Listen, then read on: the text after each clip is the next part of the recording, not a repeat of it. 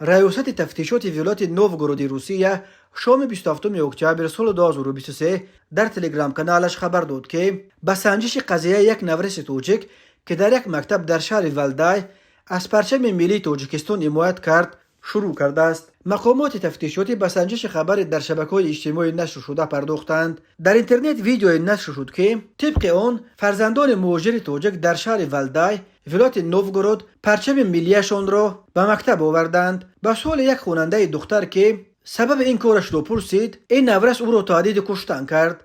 در حال حاضر مفتشان تمام جزئیات حادثه را که در ویدیو دیده میشد معاین کرده ایستادند. بر اساس نتیجه های تفتیشات تصمیم پروسسوالی گرفته خواهد شد.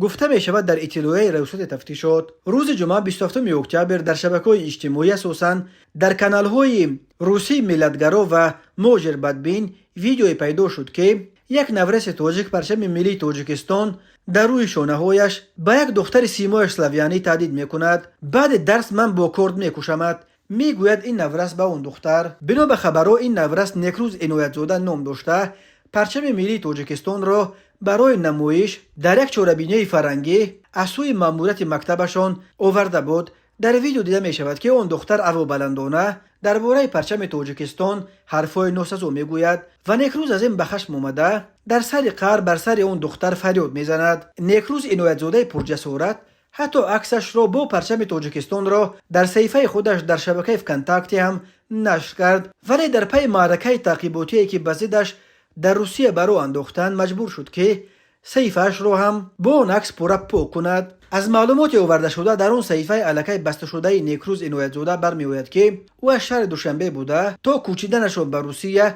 در مکتب رقم 2 تحصیل میکرد. خود نیکروز عنایت‌زاده و پدر و مادر او برای شرح قضیه دسترس نیستند و دقیقا معلوم نیست که اون روز اون دختری هوا بلند درباره پرچم تاجیکستان چه حرفی ناسزا گفت که چون این خشم نیکروز رو برانگیخت. ولی بسیاری از کاربران از مقامات تاجیکستان دعوت میکنند تا از نورس تاجیک در مقابل این معرکه تعقیباتی که بزدش در روسیه راه اندازی شده است حمایت کنند، چون که نیکروز به حمایت از پرچم ملی تاجیکستان برخواسته صدا بلند کرده بود. نگرانی کاربران درباره سرنوشت این نابالغ تاجیک بیهوده نیست، چون که رئیس کمیته تفتیشات روسیه الکساندر باستریکین با بدبینی مانند به مریضیش نسبت به مهاجران نام برآورده است و تفتیش قریب همه پرونده های رو که به مهاجران ربط دارد زیر نظارت خود میگیرد و تلاش میکند تا مهاجران را گناهکار برآورده سخت‌ترین جزا دهند.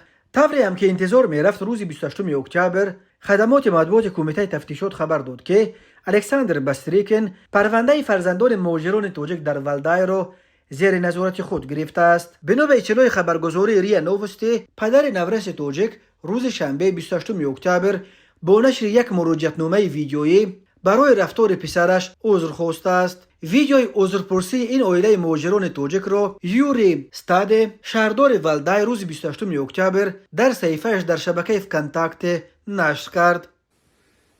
Здравствуйте, уважаемые граждане Российской Федерации и жители Валдая.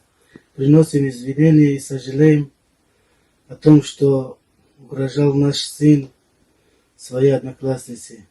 Очень сожалеем. Простите нас, пожалуйста. Мы любим Россию и вашу культуру, вашу историю.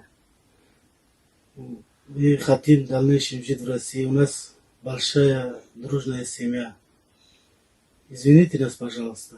Это для нас тоже неожиданно. У нас такой инцидент первый раз. Извините, пожалуйста, больше такого не повторится.